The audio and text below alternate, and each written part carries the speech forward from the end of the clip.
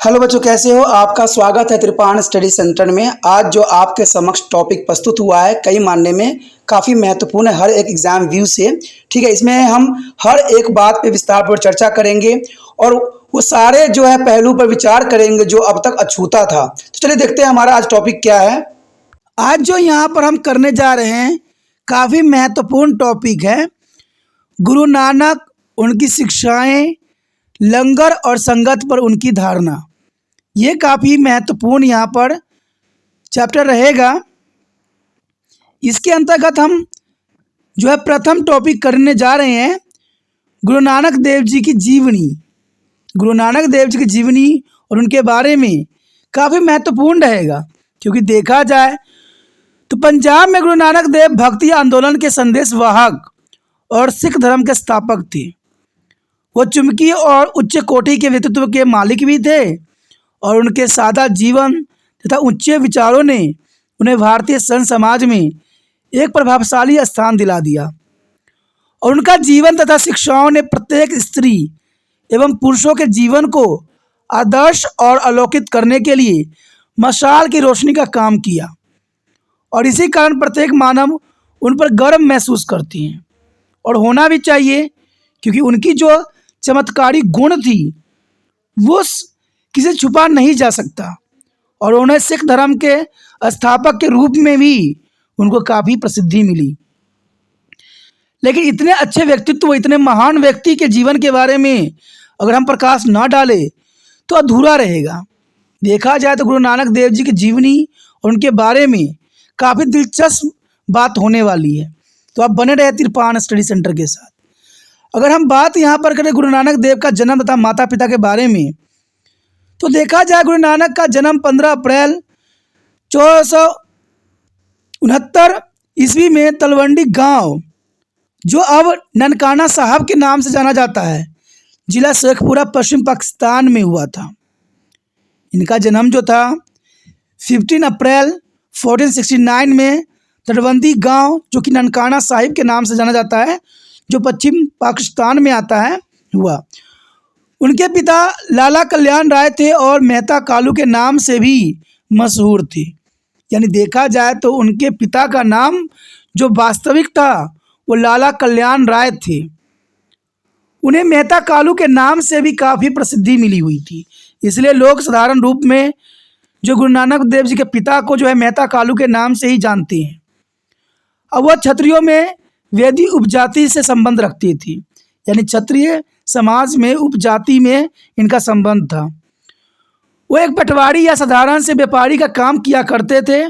उनका गांव के लोगों में महत्वपूर्ण प्रभाव था और काफ़ी लोग उनसे काफ़ी प्रभावित भी थे। उनकी माता तृप्ता देवी में प्रेम तथा समर्पण की वह सब विशेषता थी जो एक परंपरागत हिंदू स्त्रियों से उम्मीद की जा सकती थी। यानी देखा जाए तो उनकी माता तृप्ता देवी में हर एक गुण था जो उन्होंने अपने पुत्र में दिया। उसके पश्चात अगर हम बात करें गुरु नानक के जन्म से संबंधित चमत्कार, देखा जाए तो गुरु नानक देव जी का व्यक्तित्व ही एक महान अस्तित्व को जन्म देती है। लगातार होने वाली घटनाओं ने इस बात पर बहुत बल दिया कि गुरु नानक का जन्म एक साधारण बालक के जन्म से पूरी तरह भिन्न था। उनके मुखमंडल की आभा पूर्णिमा की चांद की तरह लाल और चमत्कार थी। उन्होंने इस चमत्कार को देखा हुआ आश्चर्यचकित रह गया।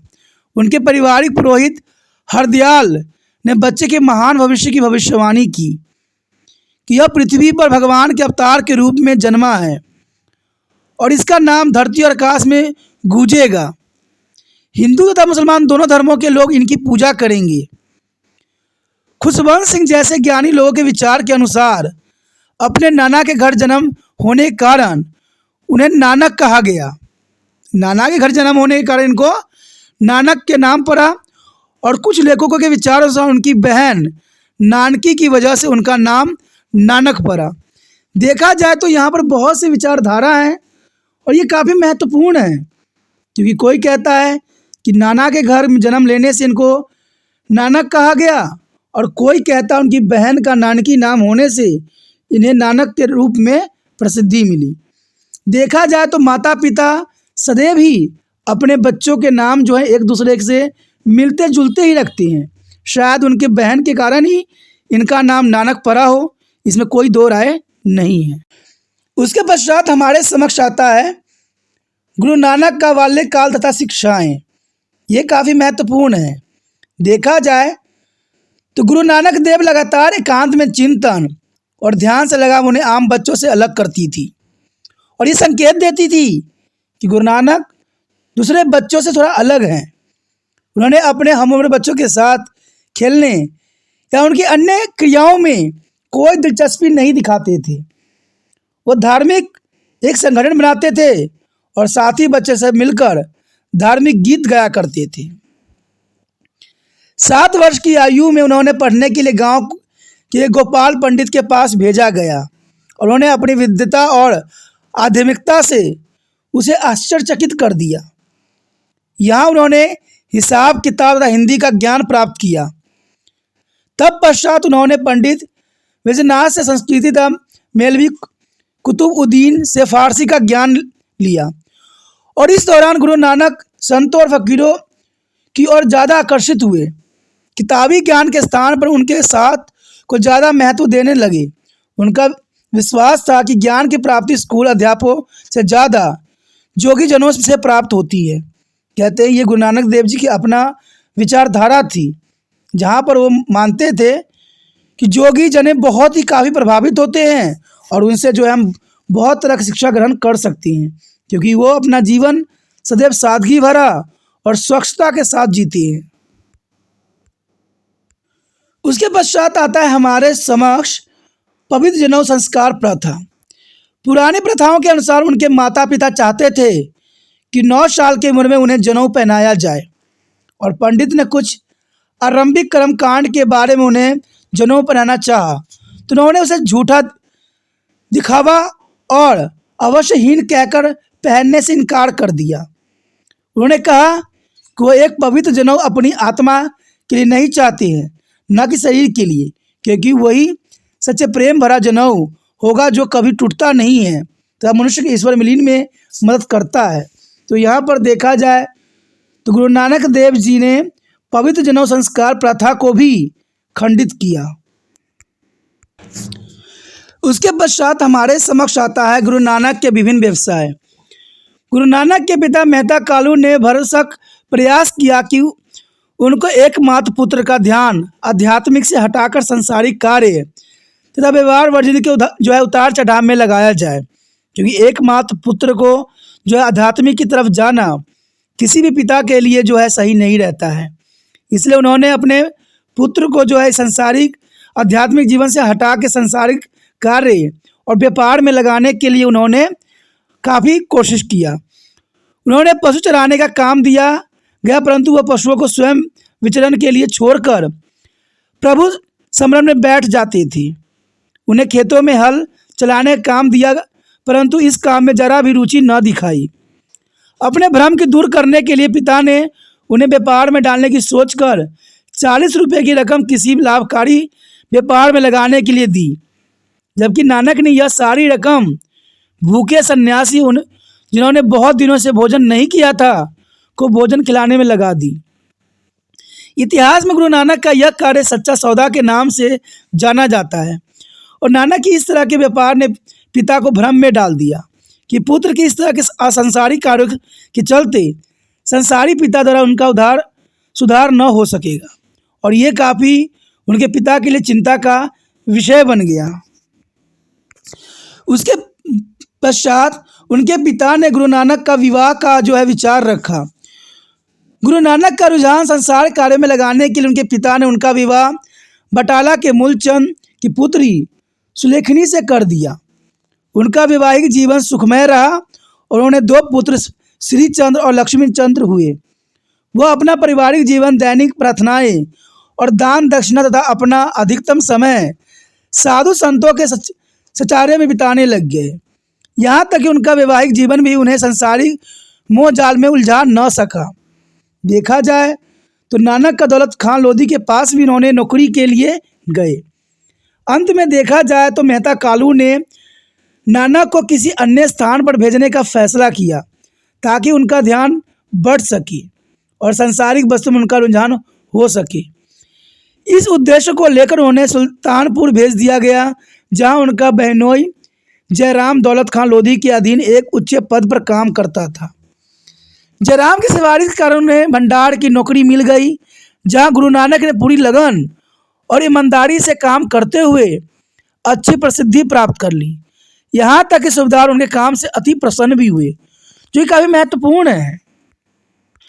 उसके पश्चात आता है दैवीय ज्ञान की प्राप्ति। सुल्तानपुर में गुरु नानक प्रतिदिन एक छोटी नदी, जिसे वेन कहा जाता था, नहाने जाया करते थे। वहाँ एक बैरी के वृक्ष के नीचे वह अक्सर प्रभु ध्यान में बैठ जाया करते थे। जिस घाट पर वह स्नान करते थे वह अब संत घाट के नाम से प्रसिद्ध है। जिस बैरी वृक्ष के नीचे वह ध्यान से बैठते थे आज बाबा की बैरी नाम से विख्यात है। कहा जाता है कि एक बार वह नदी पर गए और लगातार 3 दिनों तक ध्यान में रहे। अंत में उन्हें दिव्य ज्ञान की प्राप्ति हुई, और वह ज्ञान था कि ईश्वर एक है और वही सत्य है, वही रचयिता है, वही सर्वव्यापक है और वही भयहीन है। वह किसी शत्रु नहीं है, वह अमर है, वह जन्मा है एवं वह स्वयं जन्म लेने और स्वयं रहने वाला है। वह अंधकार को भगाने वाला था, दयावान है। देखा जाए तो यहाँ दिव्य ज्ञान की प्राप्ति गुरु नानक देव जी को जीवन का ही चक्र को ही परिवर्तन कर दिया, और उनका रुझान जो था सत्य के ऊपर जो है टिक गया। देखा जाए तो ये समय वो था जहां पर उनको सच्चा ज्ञान की प्राप्ति हुआ। आज अगर मनुष्य इन्हीं बातों का अनुसरण करे तो शायद किसी भी देश में किसी प्रकार का युद्ध ना हो। अगर इनकी बात देखा जाए तो महत्वपूर्ण है कि ईश्वर एक है, ईश्वर ही सत्य है, वही संसार का रचयिता है, वही सर्वव्यापक है और वही हमें भयहीन बनाता है। लेकिन आज मनुष्य अपनों ही कर्मों में लगे होते हैं, हर तरह के पाप करते रहते हैं और कहते हैं यह हम देश कल्याण के लिए कार्य कर रहे हैं। लेकिन देखा जाए तो बड़ी अफसोस है, एक बात आपने कभी भी अनुसरण किया होगा कि दिया तले अंधेरा होता है। आज संसार में ज्ञान की कमी नहीं है, या शिक्षकों की कमी नहीं है, या सत्य के ज्ञान की कमी नहीं है। आज इंसान के समक्ष हम की भावना आ गई है। जहां पर हम की भावना होगी वहां पर ना तो ईश्वर होगा और ना ही ईश्वर के कोई कार्यकर्ता होगा। आज हर एक व्यक्ति जो है, हर एक इंसान अपने आप को सर्वश्रेष्ठ कहने में लगा हुआ है और दूसरी की बातों का जो है अनुसरण भी नहीं कर रहा है। तो जर्नल सी बात है, इसमें हम की भावना आ गई है। आज देखिए हमारे समाज में ना जाने कितने ईश्वर बन के जो है बैठे हुए हैं और कितने लोगों को जो है भरमाए जा रहे हैं। लेकिन इन मनुष्यों को ये समझ नहीं आती है कि ईश्वर सर्वव्यापी है, वह किसी की बातों में नहीं है, ना किसी के जो है आदतों में है, और ना ही ईश्वर जो है एक सुंदर कपड़ा पहनता है, और ना ही ईश्वर जो है बैठ के भाषण देता है, और ना ही ईश्वर जो है एसी कूलर में बैठते हैं। ईश्वर जो होते हैं वो सर्वव्यापी है, वो हर स्थान पे है। लेकिन आज मनुष्य का सबसे अधिक रुझान बनावटी दुनिया की तरफ आ गई है। देखा जाए तो यहाँ पर धर्म की लोप हो रही है। कहते हैं जितने भी साधु संत आए और जितने भी महान हुए, उनका विचार था कि धर्म हमें सत्य कर्म कराती है। लेकिन आज देखा जाए तो इंसानों के अंदर से धर्म लोप होती जा रही है। अगर धर्म लोप नहीं होती तो आपको क्या लगता है कि इतने बड़े जो युद्ध हो रहे होते हैं, सांप्रदायिक दंगा फसाद हो रहा होता है, तो ये क्या है? क्या किसी धर्म में लिखा हुआ है कि आप एक दूसरे को काट डालिए, एक दूसरे को जो है मार दीजिए? ये किसी भी धर्म में लिखा नहीं है। आप किसी भी धर्म की किताब उठा के देख लो, कहीं भी ये बातों का अनुसरण नहीं किया गया है। फिर हम किस धर्म की बात करते हैं? हम क्यों कहते हैं कि हम धर्म पे चल रहे हैं? हम धर्म पे नहीं चल रहे हैं, हम धर्म को लोप कर रहे हैं।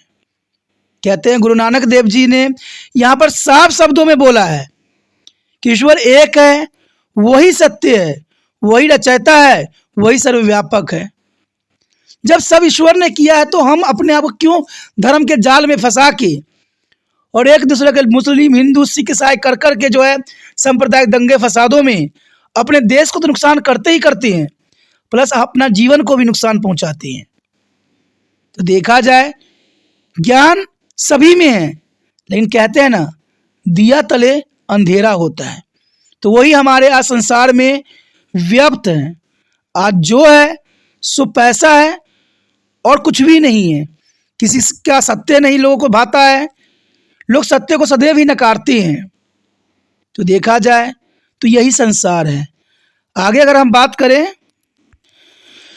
गुरु नानक का संसार को त्यागना। देखा जाए तो गुरु नानक ने अंधकार में सत्य की खोज कर ली थी। अब वह ईश्वर का मानवता के प्रति ज्ञान के संदेश में उदासीमान थे। अब उन्हें गुरु नानक देव जी कहा जाने लगा। उन्होंने नौकरी तथा संसार त्याग दिया और अपने धर्म की शिक्षाओं की शुरुआत अपने घर से ही की। उन्होंने केवल अपने बचपन के साथी मर्दाना को ही साथ रहने की अनुमति दी। देखा जाए तो यहाँ से उन्होंने संसार का त्याग करके जग में जो है नए प्रकाश देने के लिए निकल चले। गुरु नानक की यात्राएं एवं उदासियां। दैविक ज्ञान प्राप्ति के बाद 1496 ईस्वी में गुरु नानक देव जी सन्यासी बन गए। उन्होंने प्रेम, सेवा और भक्ति का संदेश देने के लिए एक संगठन की स्थापना की। उन्होंने सुदूर पूर्व, पश्चिम, उत्तर, दक्षिण लगभग चारों दिशाओं में अपनी शिक्षाओं का प्रसार करने के लिए यात्राएं की। इन 35 वर्षों के समय के इतिहास में उनकी यात्राएं उदासियां, जो हिंदू संत समुदाय के नाम पर कहा गया, इन वर्षों में उन्होंने हिंदू, बौद्ध तथा मुस्लिम धार्मिक स्थलों की यात्रा की और जिन लोगों के संपर्क में आए उन सब पर अपनी छाप छोड़ते चले गए। तो कहते हैं गुरु नानक देव जी की यात्राएं और उदासियां काफी महत्वपूर्ण थी। उसके पश्चात आता है हमारे समक्ष गुरु नानक देव जी के अंतिम दिनों के बारे में। ये काफी महत्वपूर्ण रहेगा कि गुरु नानक देव जी का अंतिम दिन किस प्रकार बीते। देश के विभिन्न स्थानों पर विदेशों में लगभग 35 वर्ष के भ्रमण करने के बाद वो डेरा बाबा नानक पहुंचे तथा रवि नदी के किनारे एक नए नगर की नींव रखी और यह नगर करतारपुर यानी ईश्वर का नगर के नाम से जाना जाता है और यह स्थान अब पाकिस्तान में है। वह रवि नदी के किनारे पर बसे करतारपुर नगर में अपने परिवार के साथ बस गए। उन्होंने उदासी सन्यासी के वस्त्र त्याग दिए तथा दोबारा गृहस्थ में प्रवेश कर गए। अपनी पत्नी तथा बच्चों को भी अपने पास बुला लिया। उन्होंने अपने शिष्यों के सामने आदर्श प्रस्तुत किया कि दुनिया के माया जाल में रहकर भी हम आध्यात्मिक ताकत के बल पर पवित्र रहा जा सकता है। उन्होंने अपने अनुयायियों को भी सुबह जल्दी उठने तथा भक्ति के भजन गाने के संदेश दिए। उन्हें ईश्वर के सच्चे नाम का लगातार जाप करने और मिलकर लंगर खाने तथा प्यार और भाईचारे से एक दूसरे के साथ मिलकर रहने का संदेश दिया। 8 साल में भी कम समय में वो एक बड़ी संख्या में अपने अनुयायी बनाने में सफल हुए, जिन्होंने उनमें पुण्य आस्था दिखाई। उन लोगों का विश्वास था कि केवल वही है जो उन्हें मोक्ष दिला सकती है। अपने पूरे जीवन में कालांतर में लगातार क्रियाकलाप कार्य करते रहने के कारण वह सिख धर्म की सफलतापूर्वक स्थापना कर सके। कहते हैं जब गुरु नानक को अपना अंतिम समय करीब लगा तो उन्होंने अपने दोनों बेटों श्री चंद और लक्ष्मी चंद तथा दूसरे शिष्य के परख कर तथा संत में भाई लहना, जो कि वास्तव में एक सच्चा समर्पित योगी शिष्य था, को अपना उत्तराधिकारी बना दिया। यानी देखा जाए तो उन्होंने अपने पुत्र को जो उत्तराधिकारी न बना के भाई लहना को जो है उन्होंने उत्तराधिकारी बना दिया। उसे अंगद नाम दिया गया क्योंकि उनका मानना था कि भाई लहना उनके शरीर का एक हिस्सा है, इसलिए अंगद नाम उनको दिया गया। नानक देव जी का जो है 22 सितंबर 38 ईस्वी में देहांत हो गया और जल्द ही उनके हिंदू तथा मुस्लिम शिष्यों में उनके अंतिम संस्कार के लिए अपने अपने धार्मिक नियमों को लेकर फसाद खड़ा हो गया। हिंदू कह रहे थे वो अपने तरीका से संस्कार करेंगे, मुसलमान कह रहे थे उनको अपने तरीका से संस्कार करेंगे। देखा जाए तो हिंदू और मुसलमान दोनों ही उस समय हैरान रह गए जब चादर उठने पर उनके शरीर को गायब हुआ देखा। कहते हैं जब गुरु नानक देव जैसा व्यक्तित्व हिंदू मुस्लिम लड़ाइयों में अपने शरीर को ही अदृश्य कर सकते हैं, तो आज देखिए आप हिंदू मुस्लिम करके ईश्वर को कैसे अदृश्य कर नहीं सकते। आज ईश्वर अदृश्य इसलिए है क्योंकि इंसान हम की भावना रखा हुआ है और एक दूसरे को जो है मारने और काटने को तैयार रहता है। यहाँ पर हिंदू और मुसलमान दोनों जो आपस में फसाद उठकर खड़ा कर दिए, देखा जाए तो गुरु नानक देव जी का शरीर ही गायब हो गया। उन्होंने चादर को ही आपस में बराबर बराबर बांट लिया ताकि अपने धार्मिक रीति रिवाजों से उनका संस्कार कर सके। हिंदुओं ने उस पर समाधि बनाई तथा मुसलमानों ने वहां कब्र बनाई। इतिहासकार का मानना है कि यह दोनों समृद्धियां रवि नदी में बाढ़ आने से अब बह गई है, क्योंकि जो समृद्धियां बनाई कहते नानक को शायद वो भी पसंद ना आई हो।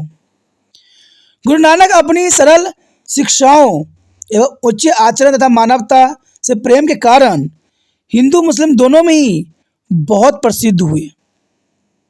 देखा जाए तो काफी महत्वपूर्ण है, इसलिए वह गुरु नानक शाह फकीर के नाम से भी अब जाने जाते हैं। हिंदुओं के गुरु और मुस्लिम के पीर। और सच्चाई यह है कि वह न तो हिंदुओं और न ही मुसलमान संबंध रखते थे, वह तो पूरी मानवता के लिए प्रेम के प्रतीक थे। न उनको हिंदू कह सकता है कोई, न उनको मुसलमान से संबोधित कर सकता है। वो तो सिर्फ मानवता के लिए प्रेम थे जो मनुष्य को भाईचारे के साथ जीवन यापन करने के लिए प्रेरित किया। गुरु नानक जी के विचारों पर चलना इंसान को सत्य की राह अवश्य मिल सकती है, लेकिन आज देखा जाए तो इंसानों को सच्ची राहों का तो एहसास ही नहीं है और सच्ची बातों से तो इंसान 100 किलोमीटर दूर जाता है। आज सभी मनुष्यों को लोभ माया क्रोध ने जकड़ रखा है। आज कहते हैं सबके पास ज्ञान है, सभी सत्य से ज्ञाता हैं, लेकिन फिर भी अनजान हैं। मैं जानता हूँ कि जब कोई गलत करता है तो 10 बार सोचता है कि मैं गलत करता हूँ, लेकिन फिर भी वो गलत करता है। लेकिन ऐसा क्यों? क्या सत्य जीवन और सादगी जीवन इंसानों को उदास नहीं आती है? क्या भाईचारे के साथ अगर हम जीवन व्यतीत करें तो क्या हमारे नुकसानदायक हो सकती है? कहते हैं सच्चा इंसान वही है जो सच्चाई के लिए मरे। और कहते हैं जो हिंदू मुस्लिम सिख ईसाई धर्मों के पीछे जो है लोगों को बांट रहे हैं, वो कदाचित ही किसी मानवता की भलाई नहीं कर रहे हैं, वो सिर्फ अपना जो है रोटी सेक रहे हैं। और ऐसे लोगों से बचना प्रत्येक इंसान का कर्तव्य है। मैं जानता हूँ कि बड़े बड़े लोग जो होते हैं पैसों की लालचों में वो कुछ भी करने को तैयार हो जाते हैं, लेकिन हमारे पास तो पैसे नहीं हैं, हम तो क्या ईश्वर को नाम ले सकते हैं। मैं जानता हूँ कि बड़े लोग सिर्फ दिखावटी जीवन जीते हैं, लेकिन आम इंसान दिखावटी जीवन कभी नहीं जीता। वो ईश्वर को याद भी करता है तो सच्चे मन से ही करता है, क्योंकि वो दिखावा नहीं करता। कहते इन्हीं बातों पर गुरु नानक देव जी को शाही फकीर के नाम से काफ़ी प्रसिद्धि मिली। गुरु नानक देव जी की शिक्षाएं देखा जाए तो गुरु नानक देव जी को संसार के महानतम संतों एवं सिद्ध पुरुषों में सबसे ऊंचा एवं अलग स्थान प्राप्त है। उनके उपदेश उनके जीवन की तरह ही बहुत ही सरल और आदर्शपूर्ण है। कहते जो सभी प्रकार के दार्शनिक और बाहरी दिखावों के जाल से पूरी तरह स्वतंत्र है। गुरु नानक देव जी कभी भी जो है बाहरी जो चकाचौंध दुनिया से कभी प्रभावित नहीं हुए। वो सदैव ही सरल एवं आदर्शपूर्ण जीवन व्यतीत करते थे और उनको दिखावा करने का कभी भी जो है मन नहीं किया। सदैव जो है उनके उपदेश उनके समय भटके हुए लोगों के लिए एक मार्गदर्शन था, एक आध्यात्मिक ज्ञान था। बल्कि देखा जाए तो उनको बेहतर सामाजिक मापदंडों की स्थापना भी करते थे। और देखा जाए तो उसमें जितने भी मनुष्य भटके हुए थे उनको गुरु नानक देव जी जो है सच्चे रास्ते पे और सच्चे मार्गदर्शन करते थे। उनके सरल उपदेश, उच्च विचारधारा तथा चुंबकीय व्यक्तित्व किसी चमत्कार से कम नहीं था। जो व्यक्ति उनके विचारधारा सुनता वो उन्हीं का हो जाता। बड़ी संख्या में अनुयायी उनके तरफ आकर्षित हुए जो पूरी तरह से उनमें समर्पित थे और उनकी शिक्षाएं काफ़ी महत्वपूर्ण थी। देखा जाए तो हम शिक्षाओं पर यहाँ पर विस्तार पूर्वक चर्चा करेंगे और देखते हैं हमारा पहला शिक्षा किस चीज़ पे आधारित थी। यहाँ पर देखा जाए तो ईश्वर के प्रति धारणा। गुरु नानक देव जी सदैव जो है एक ईश्वरवाद थे। ईश्वर एक है, ये विचारधारा गुरु नानक देव जी के सदैव ही मन में वास करता था। गुरु नानक का एक ईश्वरवाद पे पक्का विश्वास था। उनके विचार में हिंदू, मुस्लिम या अन्य धर्म में विश्वास रखने वाले सभी एक ईश्वरीय संतान हैं। ईश्वर विभिन्न जाति, वंश, रंग तथा संप्रदाय के लोगों को सामान्य प्रेम करते थे। उस समय लोग बहुत से विभिन्न देवी देवताओं की पूजा में लगे हुए थे तथा ईश्वर के एकात्मक विचार लगभग लुप्त हो रहा था। ऐसे में गुरु नानक उन्हें वापस सच्चे और प्राचीन भारतीय धारणाओं में लेके आए, क्योंकि हमारा प्राचीन धारणाएं एक ईश्वरवाद की तरफ इशारा करता है। लेकिन देखा जाए तो उस समय चारों तरफ अनेक देवी देवताएं थे जिनके लोग पूजा पाठ किया करते थे और एक ईश्वरवाद जो विचारधारा थी वो सदैव के लिए लुप्त हो गया था। उन्होंने एक ओंकार परमात्मा है पर उन्होंने बल दिया कि एक ही ओमकार जो है ईश्वर है, वही परमात्मा है, वही सर्वश्रेष्ठ है, वही महानतम है। गुरु नानक देव जी इन्हीं विचारों का जो है अनुसरण किया। देखा जाए तो उसको जो है अगला पॉइंट आया है, परमात्मा सर्वशक्तिमान तथा सर्वव्यापक है। गुरु नानक के अनुसार ईश्वर हर प्रकार से महान और सर्वशक्तिमान है, कोई उस जैसा नहीं है और वह सब शक्तियों का स्वामी है। ईश्वर सर्वशक्तिमान है, वह सारे शक्तियों का स्वयं ही स्वामी है, उसके सिवा कुछ भी नहीं है, उसका कोई प्रतिद्वंदी नहीं है। वह कण कण में व्याप्त है, वह सभी के हृदय में वास करता है, परंतु वह यहीं तक सीमित न होकर अपनी अलग पहचान रखता है। उनके अनुसार ईश्वर सर्वव्यापक तथा काल से परे है। ईश्वर को कोई काल नहीं है और न ही कोई समय काल है और ईश्वर सर्वोपरि है। उसे मंदिरों या मस्जिदों या चार दीवारों में बांधा नहीं जा सकता। वो महान, शक्तिशाली और सब जगह उपस्थित है। यानी देखा जाए तो गुरु नानक देव जी ने इन बातों का जो है काफ़ी समर्थन किया कि ईश्वर सर्वव्यापी है और वो हर जगह उपस्थित है। ईश्वर कहीं मंदिर और मस्जिद में नहीं मिलता है, ईश्वर तो हर के दिल में बसता है। तो ईश्वर को हम कहाँ कहाँ तलाशें, ईश्वर तो हमारे मन में विराजमान है। ये विचारधारा यहाँ पर गुरु नानक देव जी का साफ शब्दों में था। उसके पश्चात आता है ईश्वर निराकार है। ये गुरु नानक देव जी का बहुत ही महत्वपूर्ण विचारधारा था कि गुरु नानक के अनुसार ईश्वर का कोई रूप नहीं होता है, ईश्वर निराकार है, उसका कोई आकार नहीं है, न कोई रंग है, न ही कोई धर्म है। नानक जी का यह मत पूरी तरह से उस समय में फैली हुई मूर्ति पूजा के विरुद्ध था, क्योंकि उस समय मूर्ति पूजा चरम सीमा पर थी और देखा जाए तो आधुनिक युग में भी इसी प्रकार के विचारधारा अभी भी फैली हुई है। उन्होंने इस प्रथा का पूरी तरह से विरोध किया तथा इसे आध्यात्मिक कहा। देखा जाए तो उनका पक्का विश्वास था कि ईश्वर को शब्दों में बयान नहीं किया जा सकता तथा उसकी सत्ता शब्दों से परे हैं।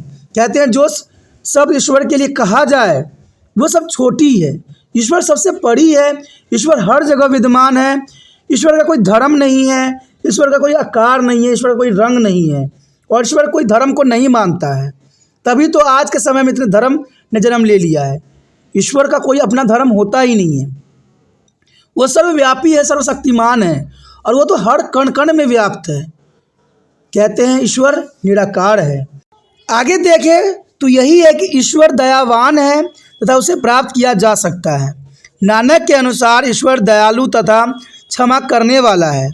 वह अपने श्रद्धालुओं को उस समय मदद करता है जब वो मुसीबत या दुख में होते हैं।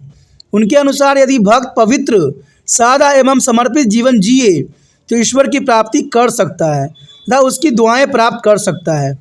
ईश्वर अपने भक्तों से कभी भी दूर नहीं होता है, वह उसके दिलों में वास करता है। गुरु नानक ने अपनी एक वाणी में कहा है कि नानक वह तुमसे दूर नहीं है, उसे अपने दिलों में बसा लो। यानी देखा जाए तो यहाँ साफ शब्दों में जो है गुरु नानक देव जी ने कहा है कि ईश्वर दयावान है, वो सभी भक्तों की सहायता करता है। और आपके मन में ये होगा कि आज इतने पाप हो रहे हैं तो आज ईश्वर कहाँ इसकी मदद करने आता है। दोस्तों, अगर ईश्वर की भक्ति है आपके अंदर, ईश्वर को मानने की भावना है, आप सदाचार जीवन जीते हो और अपना जीवन समर्पित करते हो ईश्वर के प्रति, तो मेरा विश्वास है ईश्वर आपको हमेशा ही मदद करेंगे, क्योंकि ये सच्चाई है।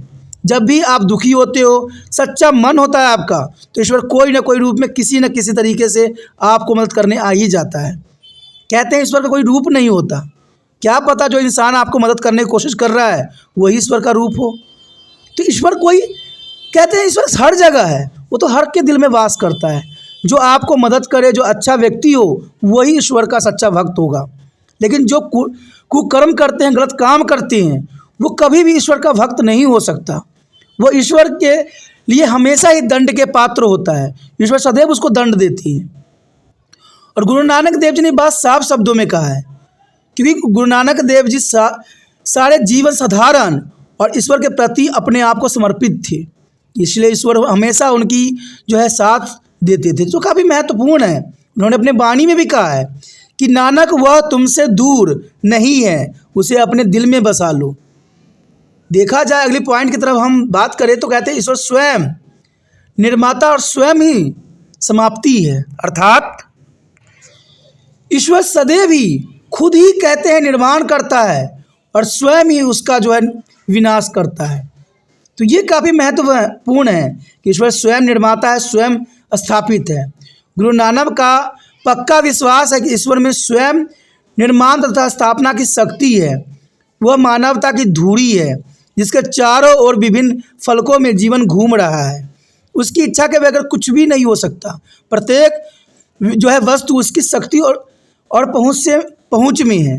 बात सच्चाई है कि यहाँ पर ईश्वर के बगैर कुछ भी नहीं होता है।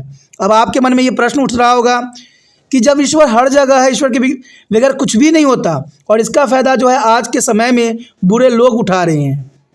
वो कहते हैं कि हमें ईश्वर ने स्वयं ये करवा रहे हैं, लेकिन ऐसा नहीं है।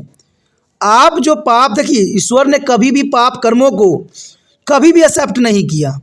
आपने देखा ही होगा, हमारे महाग्रंथों में भी देखा होगा, जिसके बारे में हम पढ़ेंगे जानेंगे, और आपने पढ़ा भी होगा फर्स्ट ईयर सेमेस्टर में, काफ़ी महत्वपूर्ण थे।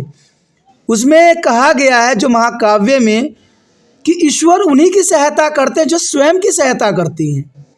ईश्वर तो निराकार है, ईश्वर किसी के ऊपर नहीं आता। आपने देखा ही होगा कई जगहों पर जो है मेलाओं में, कहीं पूजा पाठ में लोगों के ऊपर भक्ति एक नशा चढ़ जाती है और कहते हैं मेरे ऊपर तो भगवान आ गया है। ऐसा नहीं है। हमारा शरीर ईश्वर को तो देख भी नहीं सकता, सुन भी नहीं सकता। ईश्वर में इतनी प्रकाश है जिसके प्रकाश में हम स्वयं ही जल जाएंगे, तो हमारे शरीर पे कैसे आ सकता है। ये सब बातें मिथ्या होती है और ये सच्चाई है। इन्हीं बातों की तरफ जो है यहाँ पर गुरु नानक देव जी ने इशारा किया है कि मानवता जो है धूड़ी है, इसके चारों ओर विभिन्न फलकों में जीवन घूम रहा होता है। हम धरती पे हैं, हमारा कर्म कैसा है ये आने वाला समय बताता है। उसी कर्मों के अनुसार हमें दंड भी मिलता है। अगर आपने अच्छा जीवन व्यतीत किया तो आपको अच्छा मिलेगा, लेकिन आपने ये भी प्रश्न उठ रहा होगा कि जब हम अच्छे जीवन जीते फिर भी हमारे साथ दुख क्यों मिलती हैं। अगर आपको ये बात गलत लगता है तो आपने इंग्लिश में जो है रविंद्रनाथ टैगोर के जो पढ़ा ही होगा गीतांजलि, उसमें साफ शब्दों में देखिए उनको कितना दुख मिला, फिर भी उनका जो है विश्वास ईश्वर से कभी भी हटा नहीं और सदैव वो उन्होंने मानवता की सेवा में लगाई। तो इससे साफ जाहिर होता है कि ईश्वर आपके समक्ष मदद करने नहीं आएगा, आप स्वयं की मदद कीजिए, ईश्वर आपके हमेशा समक्ष रहेंगे। क्योंकि कहते हैं ना, ईश्वर तो सर्वव्यापी है, हर जगह है। कहते हैं कि आप ईश्वर को प्राकृतिक में अनुभव करो। सोचो कि हवा जो चल रही है क्यों चल रही है, ये अग्नि में आग कैसे उत्पन्न हो जाता है, ये संसार कहाँ ख़त्म होगा, ये संसार कितनी बड़ी है, आसमान में जो इतने आकाश गंगा कहाँ है। ऐसे बहुत से प्रश्न हैं जिसका उत्तर न साइंस दे पाया है न इंसान दे पाएगा। इसीलिए हम ईश्वर की अस्तित्व को यहाँ पर मान सकते हैं कि ईश्वर सर्वव्यापी है, सर्वशक्तिमान है। ईश्वर कहते हैं हर कोई है। कहते हैं बुरे करने वाले लोग भी एक बार जरूर गलत काम करते हुए सोचते हैं कि ये गलत है, लेकिन कहते हैं पाप में वो उतना चूर हो जाते हैं कि स्वयं को रोक नहीं पाते हैं, इसलिए वो गलत काम करने में लगे रहते हैं। तो ये सारी बातें काफ़ी इम्पोर्टेंट है। आगे बताया गया है कि आत्मा समर्पण यानी आत्मसमर्पण काफ़ी महत्वपूर्ण गुरु नानक देव जी की विचारधारा था। गुरु नानक का विश्वास है कि ईश्वर की प्राप्ति का साधन उसमें पुण्यता विश्वास में है, उसकी इच्छा में पुण्य समर्पण के द्वार ही है उसे प्राप्त किया जा सकता है। एक सफल व्यक्ति को केवल अपने 5 शत्रु हैं जिनके नाम है काम, क्रोध, लोभ, मोह, अहंकार। जिसमें काम, क्रोध, लोभ, मोह और अहंकार होगा उसको कभी भी जो है ईश्वर की प्राप्ति नहीं होगा। अगर आप में इन सारी बातों की जो है 5 जो शत्रु हैं अगर आप में नहीं है तो मेरा विश्वास है कि आपके साथ सदैव ईश्वर ही रहेगा, लेकिन आपको इसको त्यागना पड़ेगा। आप सोचिएगा कैसे त्यागा जाएगा, तो स्वयं को एक सत्यवादी सच्चे इंसान बनाइए। कभी भी जो है किसी गलत कामों की तरफ अनुसरण नहीं कीजिए, क्रोधित मत होइए, लोभ को इतना अपने अंदर नहीं विद्यमान होने दीजिए, मोह को छोड़ दीजिए, अहंकार को जो है पैरों तले कुचल दीजिए। फिर देखिए जो है आप ईश्वर आपके समक्ष कैसे नहीं प्रस्तुत होते, परंतु उसे भगवान के खास गुणों को सत्य और सच्चाई का अध्यावस्थ अवस्थाओं को हासिल करना होगा कि सदैव ईश्वर जो है सच्चे आत्मा में विद्यमान होता है। बुरे आत्मा में भी ईश्वर का विद्यमान है, लेकिन कहते हैं बुरे आत्मा में ईश्वर कभी भी उसको साथ नहीं देती हैं। वो बेशक लिए अपने पैसे पर अपनी ताकत पर चूर होता है, लेकिन इसका मतलब ये नहीं है कि उसकी सत्ता चलेगी। उसकी सत्ता एक न एक दिन जो है नष्ट हो जाएगी। और ये हमारा इतिहास कहता है, कहते बुरा जितना मर्जी बड़ा क्यों ना हो उसका एक न एक दिन जो है अंत हो ही जाएगा, और ये पूरा जग देखेगा। इस रास्तों को अपनाकर एक मनुष्य आसानी से परमात्मा को पा सकता है। सत्य और सच्चाई से जो है आप बहुत आसानी से ईश्वर को प्राप्त कर सकते हो। ये गुरु नानक देव जी की जो है ईश्वर के प्रति धारणा थी। आगे हमारे समक्ष आया है, उसके पश्चात हमारे समक्ष आता है सच्चे नाम के जाप पर बल। गुरु नानक देव जी ने सच्चे नाम के जाप पर बल दिया है। गुरु नानक ने सच्चे नाम के ताप के महत्व पर बहुत बल दिया है। मनुष्य द्वारा श्रद्धा से लगातार नाम का जाप करते रहने से वह भगवान से सीधे जुड़ने रहने का जो है एहसास करता रहता है। नाम के निरंतर जाप से मनुष्य को संसार के पापों से, घमंडों के एहसासों से मन की मैल दूर करने में, अपने इंद्र के बस में जो है करने में मदद मिलती है। वो सब उसे जो है आध्यात्मिक सुख प्राप्त करने में सहायक होती हैं। अब यहाँ पर विचारधाराओं के अंतर्गत मैं एक बात आपको बताना चाहूँगा कि यहाँ पर जो गुरु नानक देव जी ने बताया है कि हमें जाप करना चाहिए। गुरु नानक देव जी एक गृह अवस्था में थे और वो सदैव अपने कार्य करते हुए भी ईश्वर की जाप करते थे। ये उनकी सबसे बड़ी महानता है, क्योंकि ईश्वर ने कहा है कि जो अपना कर्म करते हुए मुझे एक पल भी नाम ले लेता है वही मेरा सच्चा भक्त है। क्योंकि कहते हैं हम संसार में आए हैं तो हमें संसारिक जीवन काम करना पड़ेगा, लेकिन वो काम करने पड़ेंगे जो सच्चे हैं, जो दूसरा कभी भी उसको बुरा ना कह सके। और ये काम करते हुए अगर आप ईश्वर को एक पल भी याद कर लेते हो तो समझिए आप जैसा जो है परम भक्त ईश्वर का कोई हो ही नहीं सकता। और ये सच्चाई है, और इसमें आपकी इंद्रियां जो है बस में हो जाएगी, क्योंकि आपने सच्चे मन से जो है ईश्वर की प्रार्थना किया है, ईश्वर को याद किया है, और सदैव ईश्वर आपके साथ रहेंगे। ये गुरु नानक देव जी का विचारधारा था। इवन देखें तो ईश्वर प्राप्ति में गुरु का स्थान, ये बहुत काफ़ी महत्वपूर्ण बात है। गुरु नानक के अनुसार शिष्य के लिए ईश्वर प्राप्ति में गुरु का स्थान सर्वोच्च है। कहते हैं सच्चा गुरु ही सच्चे ईश्वर की प्राप्ति करा सकता है। अगर आपका अच्छा गुरु है, सत्यवादी है, सदैव सच्चाई का अनुसरण करता है, तो याद रखना आपको गुरु के दर्शन जरूर होंगे, ईश्वर के दर्शन जरूर होंगे।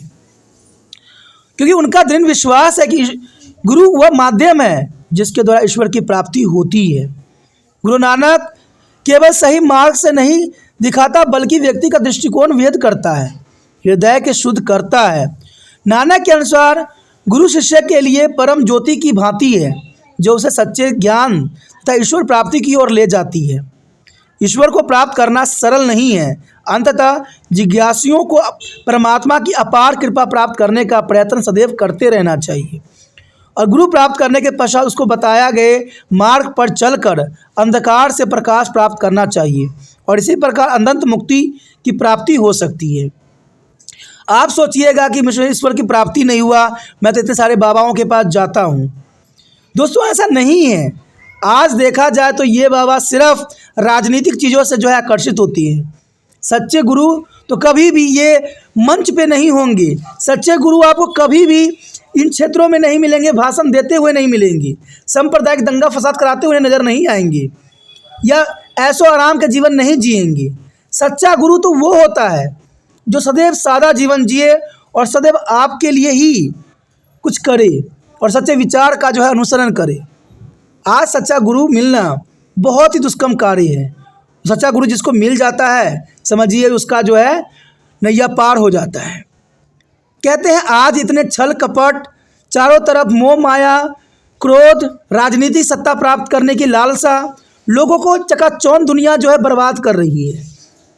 आज सच्चा गुरु प्राप्त करना एक शिष्य के लिए बहुत ही दुष्कर्म कार्य है, लेकिन यहाँ पर देखा जाए तो आज आपका सच्चा गुरु एक ही हो सकता है और वो है आपका किताब, आपका ज्ञान। अगर आप अध्ययन अच्छे से करते हो, आज कोई बाबा के पास ज्ञान नहीं है, आज जो ज्ञान सिमट गया है वो किताबों में है। अगर किताबों को अच्छे से अध्ययन करते हो तो इसी को ही गुरु मान के आप जीवन का जो है नैया पार कर सकते हो। आप ये मत सोचो कि वो गुरु है वो आपको ज्ञान देंगे, वो तो राजनीतिक से प्रभावित होती हैं, अपने ऐशो आराम से प्रभावित होती हैं। मुझे एक भी गुरु के नाम बता दीजिए जो आज के समय में जो बहुत ही सादा जीवन जीते हों, कहते हैं कष्टों से जीवन भरा अपना जीवन जीते हों। ऐसा कोई भी नहीं आपको मिलेंगे, कहीं भी नहीं। अगर है तो मुझे कमेंट जरूर कीजिए कि ऐसा कोई गुरु है जो आज बहुत ही साधारण जीवन जीते हों, जिनके भाषण में एसी ना लगाया गया हो, कूलर ना लगाया गया हो, जो राजनीति से प्रभावित ना हो। तो ऐसा गुरु अगर मिल गया तो मैं भी उनके चरणों में जाके गिर जाऊंगा, क्योंकि ऐसा गुरु मिल गया तो मेरा भी नैया पार हो जाएगा। और यही गुरु नानक देव जी का सच्चा विचारधारा थी यहाँ पर कि मुक्ति की प्राप्ति में सच्चा गुरु ही हमें अंधकार में बुराइयों से दूर कर सकता है। देखा जाए अगर हम अगली पॉइंट की तरफ अगर नज़र करें तो कहते हैं आदर्श गृहस्थ जीवन। ये गुरु नानक देव जी का बहुत ही महत्वपूर्ण विचारधारा था कि गुरु नानक ने बहुत लंबे समय तक सन्यास का एकांतवास जो है बिताया था।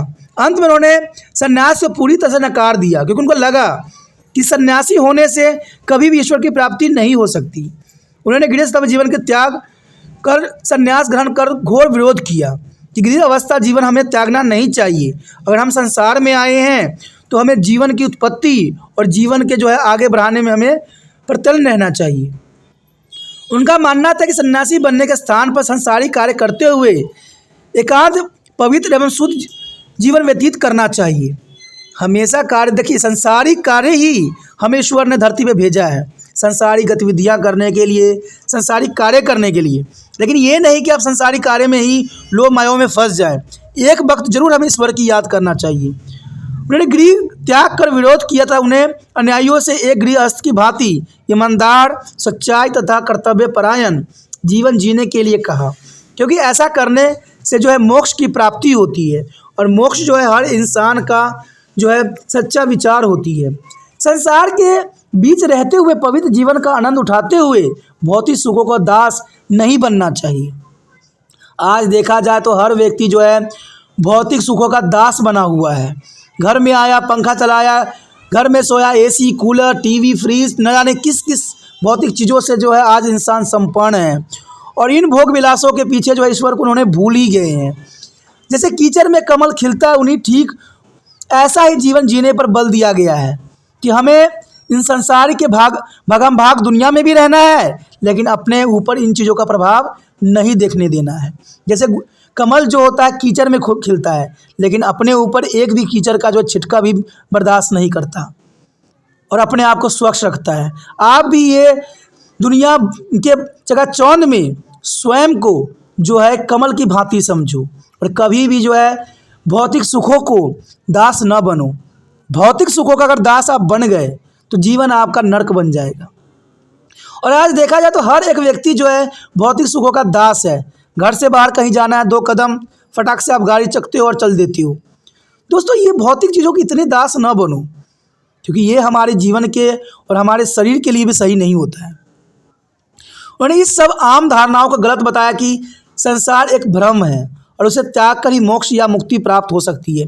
ये सबसे बड़ा गलत है, क्योंकि हम संसार एक भ्रम नहीं, संसार एक वास्तविकता है और इसे त्याग कर हम मोक्ष प्राप्त नहीं कर सकते।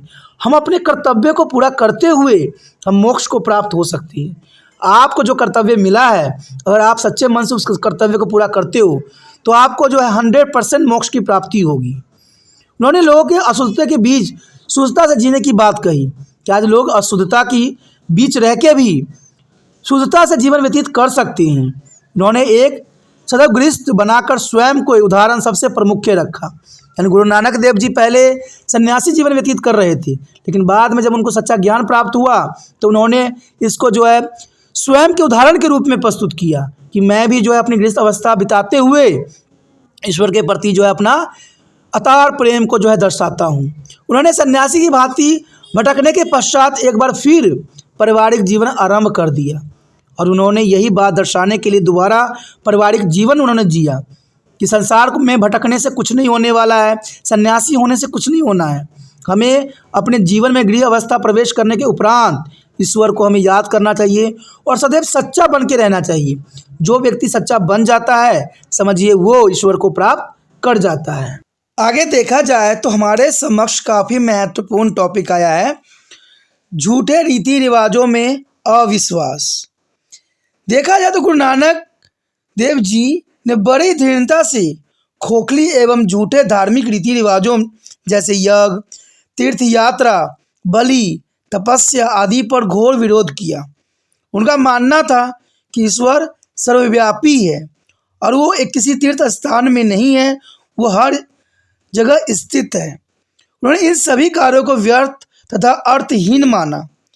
उन्होंने केवल ईश्वर की प्रति समर्पण, सत्कर्म करने तथा पवित्र एवं शुद्ध जीवन जीने जैसी विश्वासों को सबसे अधिक महत्वपूर्ण माना। और देखा जाए तो यहाँ पर गुरु नानक देव जी जो है झूठे रीति रिवाज का, अंधविश्वासों को घोर जो है ये विरोधी थे। उसके पश्चात देखें तो जाति प्रथा का खंडन।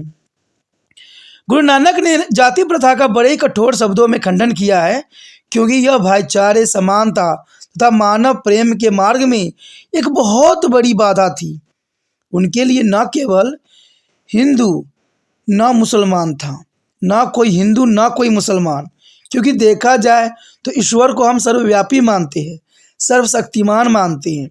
अगर ईश्वर सर्वशक्ति जो है सबका स्वामी और कण कण में है, फिर ना तो कोई हिंदू है और ना ही कोई मुस्लिम है।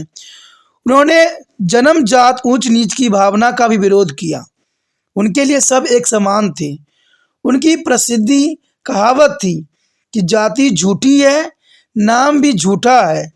उन्होंने उच्च चीज जो है नीच की भावना को ख़त्म करने तथा छुआछूत के समाज से हटाने के लिए लंगर प्रणाली का शुरुआत किया।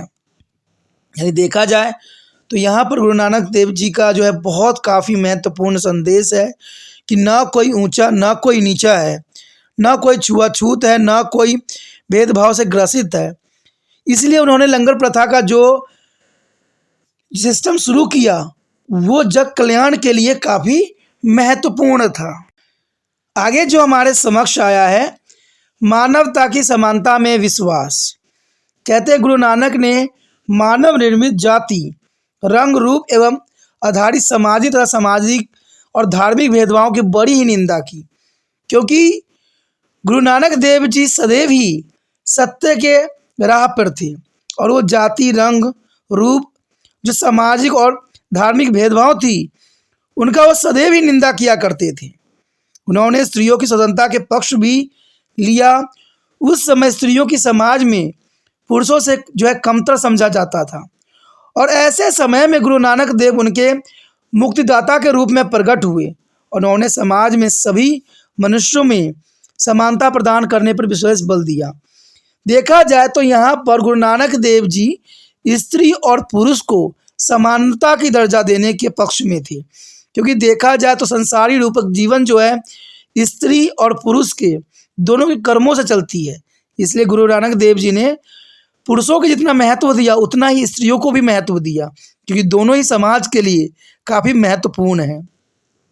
देखा जाए तो गुरु नानक देव जी ने यहाँ पर स्त्रियों को पक्ष में अपना राय रख के उन्होंने ये बात तो साबित कर दिया कि जो मानव आपस में जो इतनी भेदभाव करते हैं स्त्री और पुरुष में, वो सदा ही गलत है। कहते हैं अगर मौका मिले तो स्त्रियां भी बहुत कुछ कर सकती है और समाज को आगे ले जाने में स्त्रियां का भी महत्वपूर्ण योगदान हो सकता है, लेकिन उनको मौका नहीं दी जाती। उनको अपने बलों से जो है समाज में दबा दिया जाता है, जो सही नहीं है। और उनके साथ जो दुराचार होता है, उनके साथ जो गलत होती है, वो समाज को और भी जो है खोखला बना रही है। देखा जाए आगे तो समाज सेवा पर बल। गुरु नानक ने समाज सेवा पर विशेष बल दिया। उनका यह मानना था कि एक व्यक्ति द्वारा दूसरे व्यक्ति के प्रति प्रेम, ईश्वर के प्रति प्रेम, और यही एक ईश्वर तक पहुंचने का रास्ता है। देखा जाए तो कहते हैं ईश्वर सब में विद्वान है, और ईश्वर को अगर हमें प्राप्त करना है तो ईश्वर प्रेम का भूखा है। ईश्वर के प्रति प्रेम ही ईश्वर तक पहुंचने का सबसे बड़ा रास्ता है। और ये मनुष्य एक दूसरे को सहायता करके, एक दूसरे से उचित कर्म जो है रख के आगे बढ़ सकते हैं। कहते हैं ईश्वर तो सच्चे कर्मों में है। उन्होंने उचित ही कहा है कि संसार में कोई, कहते की गई सेवाएं से ही स्वर्ग में स्थान की प्राप्ति होगी। जो हम यहाँ करेंगे वही चीज़ रह जाती है। संसार में किया हुआ अच्छे कर्म ही हमारे समक्ष रहता है, बाकी धन दौलत ऐशो आराम सब यहीं पे छूट जाता है। अगर हम अच्छे कर्म करते हैं, सादगी जीवन जीते हैं और किसी को तकलीफ नहीं पहुंचाते हैं, तो उनके मन में हम सदैव ही कोई न कोई रूप में अवश्य रहेंगे, और यही हमें स्वर्ग की प्राप्ति होगी। इसलिए उन्होंने अपने शिष्यों से अधिक मानवता की सेवा करने के लिए कहा, ताकि उन्हें ईश्वर के हृदय में स्थान प्राप्त हो सके। कहते हैं ईश्वर के कई हाथ होते हैं और ईश्वर किसी भी रूप में हो सकते हैं। इसलिए गुरु नानक देव जी ने अपने शिष्यों को ये सदैव ही बताया कि जग का सेवा ही उत्तम सेवा है, जग की सेवा ही महत्वपूर्ण है। इसलिए इनके शिष्य जो हैं सदैव ही मानवता की सेवा के लिए सदैव तत्परते रहती हैं। तो यहाँ पर देखा जाए तो समाज से सेवा पर गुरु नानक देव जी ने बहुत अधिक बल दिया, क्योंकि यही एक मार्ग है जो ईश्वर को हमें प्राप्त हो सकती है। उसके पश्चात हमारे समक्ष आता है मूर्ति पूजा पर अविश्वास। देखा जाए तो गुरु नानक का मूर्ति पूजा पर कोई विश्वास न था। अंत उन्होंने इनका खंडन भी किया। उनके अनुसार ईश्वर निराकार है तथा इसका कोई स्वरूप नहीं है। अंत किसी को भी उसकी मूर्ति बनाकर पूजा नहीं करनी चाहिए, क्योंकि ऐसा करने से उस ईश्वर का अपमान होता है। ईश्वर की सच्ची पूजा उसके नाम का जाप में ही है, जो हर समय विद्यमान रहती है। यहाँ पर देखा जाए तो गुरु नानक देव जी एक सच्ची बातों की तरफ जो है इशारा किया है, क्योंकि देखा जाए तो हम मूर्तियों बनाते हैं, हम जो है बहुत जगहों पर, अखबारों में, न्यूज़पेपरों में, हर जगह देखिए, किताबों में इवन की तस्वीर बना के हम रखते हैं। ईश्वर की हम कल्पना जो करते हैं वही तस्वीर में छाप देते हैं। लेकिन क्या आप उन तस्वीरों को, उन मूर्तियों को क्या सदैव ही स्वच्छ स्थान पर रखते हो? जब वो फट जाता है, खराब हो जाता है, तो आप क्या करते हो? या आप स्वयं ही समझदार हो। कहते हैं ईश्वर तो हर जगह व्यापी है। जब हम ऐसे कार्य करते हैं और उसके साथ उन पूजा वाले चीज़ों के साथ गलत चीज़ें होती है तो हमें गुस्सा आती है। लेकिन दोस्तों यहाँ कहीं ना कहीं मूर्ति पूजा पर अविश्वास व्यक्त करके गुरु नानक देव जी ने हमें ये शिक्षा देने की कोशिश किया है कि ईश्वर तो हर स्थान पे है। हम मूर्ति पूजा करते हैं या हम तस्वीरों में पूजा करते हैं, इससे सिर्फ ये होता है कि उनका सिर्फ अपमान होता है, क्योंकि आप उन तस्वीरों को कभी हर समय संयोग के नहीं रख सकते, हर समय मंदिर में नहीं रख सकते। जब वो खराब हो जाता है तो आप उसके साथ गलत करते हो, तो इसका मतलब ये हुआ कि आप अपने ईश्वर की अपमान कर रहे हो। और ईश्वर का अपमान, जब आप दूसरे को अपमान करते देख नहीं सकते, तो आप स्वयं अनजाने में ही अपमान ईश्वर के करते हो। तो यहाँ गुरु नानक देव जी ने साफ शब्दों में इस बात का जो एक विरोध किया है मूर्ति पूजा के अंतर्गत। उसके पश्चात हम देखें पुजारी वर्ग के स्वच्छता का विरोध। गुरु नानक देव पुजारी वर्ग की स्वच्छता की चुनौती दी है, क्योंकि उन्होंने अपने धर्म को अपने स्वार्थ पूर्ति के लिए व्यवसाय बना लिया था। आपको बता दूं मैं, कहते गुरु नानक के समय काल में जितने भी पंडित होते थे, जितने भी पुजारी होते थे, वो अपना मनमर्जी कार्य अपने समाज में करवाते थे और आम लोगों को डराते थे, क्योंकि उन्होंने अपनी स्वार्थ की पूर्ति के लिए, कहते हैं, ईश्वर को एक व्यवसाय बना लिया था। उन्होंने पुजारियों को लोभी, भ्रष्ट और स्वार्थी भी कहा था तथा उन पर आम जनता के शोषण का भी आरोप लगाया गया। अंत उन्होंने लोगों को इन पंडितों एवं मुसलमानों की बातों में न आने का सुझाव दिया, क्योंकि ये आम लोगों को अंधविश्वास तथा झूठे रीति रिवाजों की ओर धकेलते हैं। और ये बात सत्य है। देखिए, जो सच्चा ईश्वर का भक्त होगा, जो ईश्वर को मानता होगा, वो कभी भी अंधविश्वासों में विश्वास नहीं करता होगा, क्योंकि ईश्वर तो कण कण में है, सर्वशक्तिमान है। फिर हम झूठे कर्मों में क्यों फंसे हुए हैं? यही बात गुरु नानक देव जी यहाँ पर कहना चाहते हैं कि पुजारी वर्ग की स्वच्छता का विरोध वो सदैव ही करते हैं। उसके पश्चात हमारे समक्ष है दिव्य संदेश हुक्म का महत्व। Doctor JS. अग्रवाल के अनुसार गुरु नानक के विचार का आधार हुक्म है। गुरु नानक के अनुसार इस संसार की प्रत्येक वस्तु ईश्वर के हुक्म से बंधी हुई है और उसे ईश्वर इच्छा मानना चाहिए। जय पूजी में गुरु नानक ईश्वर के हुक्म को महत्ता को विषय में बताते हुए कहते हैं कि जो हुक्म ईश्वर की इच्छा को स्वीकार कर लेते हैं, वह पूरी तरह से ईश्वर में समिप्त हो जाते हैं और उसका अहम भाव, अहंकार समाप्त हो जाती है। कहते हैं जो व्यक्ति ईश्वर को मानते हैं, जो ईश्वर पे विश्वास करते हैं, उनके समक्ष अहंकार का नाम मात्र भी नहीं होता। यानी दिव्य संदेश कुछ भी होता है वो ईश्वर की आज्ञा मान के गुरु नानक देव जी उसे एक्सेप्ट करते हैं। आगे देखें कर्म के सिद्धांत पर विश्वास। अन्य भारतीय धार्मिक सुधारकों की भांति गुरु नानक का भी कर्म के सिद्धांत पर अटूट विश्वास था। उनके अनुसार मनुष्य अपने कर्मों के कारण बार बार जन्म लेता है। जो बुरे कर्म करते हैं उसे इस कर्मों की सजा भुगतने के लिए बार बार जन्म लेना पड़ता है, और जो व्यक्ति अच्छे कर्म करते हैं उन्हें जन्म मरण के चक्र से मुक्ति हो जाती है, क्योंकि जो जैसा बोता है वैसा ही वो काटता है।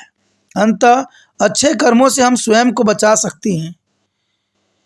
देखा जाए तो नहीं तो हमें जन्म मरण के चक्र से बार बार फंसना पड़ेगा। यहाँ पर बात गुरु नानक देव जी ने महत्वपूर्ण बताई है, लेकिन एक बात तो सत्य है कि हमने क्या अगले जन्म में थे, क्या कर रहे थे, इसका किसी को भी आभास नहीं होता है। आप पिछले जन्म में क्या थे, क्या आपका सत्कर्म था और क्या आपने कर्म किया है, इसका ना तो आपको आभास है न मुझे है। बात यहाँ पर यह आती है कि जो प्रेजेंट समय में हम व्यतीत जीवन कर रहे हैं उसको हम कैसे व्यतीत करते हैं। और बात रही बार बार जन्म लेने की, तो यहाँ पर कौन व्यक्ति कब जन्म लेता है इसका भी किसी को आभास नहीं होता है।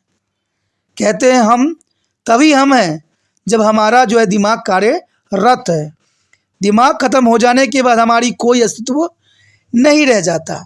इसलिए यहाँ पर देखा जाए तो कर्म के सिद्धांतों पर विश्वास गुरु नानक देव जी की महत्वपूर्ण विचारधारा थी। उसके पश्चात हमारे समक्ष आता है नैतिकता पर बल। देखा जाए तो यहाँ पर गुरु नानक ने लोगों को नैतिक एवं सात्विक जीवन जीने की शिक्षा दी और इसके लिए निम्न नियमों को अपनाने को कहा गया। और एक व्यक्ति को इन सभी बातों का अनुसरण करना चाहिए। सदैव सत्य बोलना चाहिए, पवित्र, न्यायपूर्ण तथा सात्विक जीवन व्यतीत करना चाहिए, अपने व्यवहारों में ईमानदारी रखनी चाहिए, चोरी से बचना चाहिए, एवं किसी दूसरे की भावनाओं को चोट नहीं पहुंचाना चाहिए। इन नियमों के द्वारा गुरु नानक देव ने अपने शिष्यों को एक नैतिक, पवित्र एवं सदाचारी जीवन जीने के मार्ग को प्रस्तुत किया। देखा जाए तो नैतिकता का बल काफ़ी महत्वपूर्ण थी, जहाँ पर गुरु नानक देव जी चाहते थे कि प्रत्येक व्यक्ति इन 5 नियमों का पालन करे और अपने जीवन को स्वच्छ, पवित्र, न्यायपूर्ण एवं सत्य पर आधारित बनाए।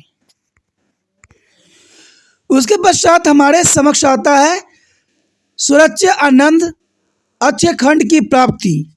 सचखंड की प्राप्ति काफ़ी महत्वपूर्ण है। देखा जाए तो गुरु नानक देव के अनुसार सबसे उच्च उद्देश्य और सर्वोच्च आनंद की प्राप्ति है, और यह वह स्थिति है जिसमें सांसारिक कष्ट तथा दुख स्वयं ही नष्ट हो जाते हैं। व्यक्ति की ऐसी स्थिति हो जाती है जहां उसे सुख और दुख दोनों एक सामान्य लगते हैं तथा हर जगह वह हर एक में दिव्य प्रकाश देखता है। गुरु नानक के द्वारा ऐसे लोगों को गुरुमुख पुकारा गया है। यानी देखा जाए तो सर्वोच्च आनंद तब हमें प्राप्त होगी जब हम सत्कर्म करेंगे, हम सदैव ईमानदार सत्य राहों पर चलेंगे। उस समय हमें सत्य और असत्य का भी सुख खत्म हो जाएगी और हम सदैव ही अच्छे जीवन व्यतीत करने में अग्रसर रहेंगे। तो ये काफ़ी महत्वपूर्ण बात यहाँ पर आता है। यहाँ पर जो हमारे समक्ष आया है सिखों की संगत और पंगत प्रणाली, काफ़ी महत्वपूर्ण है। इसके अंतर्गत सब प्रथम हम संगत के बारे में जानेंगे विस्तार पूर्वक और समझेंगे। लेकिन देखा जाए तो सिख धर्म के स्थापक गुरु नानक देव जी ने 2 महत्वपूर्ण, प्रशंसनीय एवं उल्लेखनीय प्रणाली संगत और पंगत का शुभ आरंभ किया, जो सिख धर्म के विकास तथा प्रसार में बहुत ही सहायक सिद्ध हुआ। कहते हैं संगत तथा पंगत की स्थापना गुरु नानक द्वारा उठाया गया एक बहुत बड़ा क्रांतिकारी कदम था, क्योंकि गुरु नानक देव जी जानते थे कि अगर मनुष्य को एक साथ करना है तो एक साथ कई क्रियाएं भी करना जरूरी है। इसलिए उन्होंने संगत और पंगत की एक क्रांतिकारी कदम उठाया। ये दोनों प्रणाली पहले गुरु नानक के निर्देश में और फिर सिखों के 9 गुरुओं के अंतर्गत आगे बढ़ी, जो कि काफ़ी महत्वपूर्ण है। देखा जाए तो ये काफ़ी लोकप्रिय भी हुई। कालांतर में इन प्रणालियों को पंजाब में लोगों के जीवन के विभिन्न पहलुओं पर गहरा प्रभाव छोड़ा और सिखों का कोई भी धार्मिक और सामाजिक आयोजन संगत तथा पंगत के बिना पुण्य नहीं मानी जाती है। देखा जाए तो सिख धर्म में संगत और पंगत का एक अपना ही महत्वपूर्ण स्थान है उनके जीवन में, और गुरु नानक देव जी ने जो प्रशंसनीय और उल्लेखनीय प्रणाली संगत और पंगत का शुभारंभ किया, देखा जाए तो उनके विचार से ये मनुष्य को एक करने की सबसे महत्वपूर्ण रूल रेगुलेशन थी। और इसी के बारे में हम यहाँ बात कर रहे हैं संगत। तो कहते हैं संगत का अगर हम अर्थ जाने तो ये काफ़ी महत्वपूर्ण रहेगा कि आखिर संगत का वास्तविक अर्थ क्या है। संगत शब्द का अर्थ है सत्संग या प्रार्थना के लिए धार्मिक व्यक्तियों की सभा। संगत यानी साथ में बैठना, संगत होना। यह गुरु के अनुयायियों की एक संस्था थी। ऐसा माना जाता है कि गुरु संगत में निवास करता है और संगत का यह प्रमुख कर्तव्य था कि गुरु के अनुयायियों के सामूहिक प्रार्थनाओं और भजनों में लगाए रखना तथा ईश्वर प्राप्ति के कार्य में सहायता देना। तो ये काफ़ी महत्वपूर्ण बात यहाँ आया है कि गुरुओं के अनुयायियों का ये काम था कि प्रार्थनाएं करना और भजनें करना, इससे ईश्वर प्राप्ति कार्य में सहायता देता है, जो कि काफ़ी महत्वपूर्ण है। उसके पश्चात हमारे समक्ष आता है संगत की स्थापना में सहायक कार्य। देखा जाए तो गुरु नानक एक महान सामाजिक तथा धार्मिक सुधारक थे, क्योंकि गुरु नानक देव जी के समय काल में बहुत ही ऐसे हमारे समाज में बुराइयां थी जिनको सुधारना काफ़ी महत्वपूर्ण था। इसलिए गुरु नानक एक महान सामाजिक धार्मिक सुधारक थे। उन्होंने अपनी लंबी उदासियों यानी यात्राओं के दौरान, यहाँ पर उदासियों का मतलब होता है उन्होंने बहुत सी यात्रा किया, इनको उदासियों के नाम से जाना जाता है। इसके विषय में हम विस्तार पूर्वक आगे के चैप्टर में करेंगे। कहते दौरान उन्हें पाया कि लोग अंधविश्वास, झूठे एवं दिखावटी धार्मिक रीति रिवाज और अनुष्ठानों में गहराई तक डूबे हुए हैं। यानी हमारे समाज में देखा जाए हिंदुओं में, तो वहाँ पर बहुत से अंधविश्वास थे, झूठे एवं दिखावटी धार्मिक रीति रिवाज थे और अनुष्ठानों में वो डूबे रहते थे। उनका धार्मिक सामाजिक तौर से बुरी तरह से शोषण हो रहा था। यानी देखा जाए तो उनका शोषण किया जा रहा था। आपको लगता होगा कि शोषण किस प्रकार होता है। दोस्तों, मान लीजिए कोई पंडित आपको ये बोलता है कि आपके साथ ये हो सकता है, ये हो सकता है, तो आप मान लोगे और कहेगा आप ये कार्य करोगे, ये कर्म कांड करोगे तो आप अच्छे हो जाओगे, तो आप यही कर्म करोगे। तो एक तरह से देखा जाए तो जो ये अंधविश्वास जो लोगों के अंदर था, गुरु नानक देव जी देख के बहुत ही हैरान थे कि लोग इतने जो हैं धार्मिक हो सकते हैं कि अपने आप को शोषण भी होने देती हैं। और आज के समाज में शोषण होना स्वाभाविक बात है। आज लोगों को धर्म के नाम पे कहते हैं, उनको डराया जाता है, धमकाया जाता है। कहते हैं अगर आप ईश्वर से प्रेम करते हो तो उससे डरते क्यों हो। उन्होंने गुरु नानक देव ने बताया कि वो सच्चाई व न्याय के मार्ग से भटक रहे हैं। जो उनका कर्तव्य है उसमें वो नील नहीं है, वो अपने कर्तव्य से दूर भाग रहे हैं। कहते हैं ईश्वर ने धरती पे भेजा है तो कुछ कार्य के लिए भेजा है, अपने कार्य में लीन रहना ही एक इंसान का परम धर्म होना चाहिए। गुरु नानक का हिंदू देवी देवताओं, अवतारों एवं धार्मिक कर्मकांडों पर कोई विश्वास न था। वो न तो किसी अवतार को मानते थे, न देवी देवताओं को मानते थे, न धार्मिक कर्मकांड पर उनका कोई विश्वास था। उन्होंने इनका बड़ा ही विरोध किया। लोगों को इस धार्मिक समाजीय बुराइयों के विषय में जागरूक करने तथा उनका धार्मिक और आध्यात्मिक तौर पर मार्गदर्शन करने के लिए गुरु नानक ने संगत नामक नई संस्था की स्थापना किया। संगत यानी साथ में रहना, साथ में बैठना, तो ये काफ़ी महत्वपूर्ण है।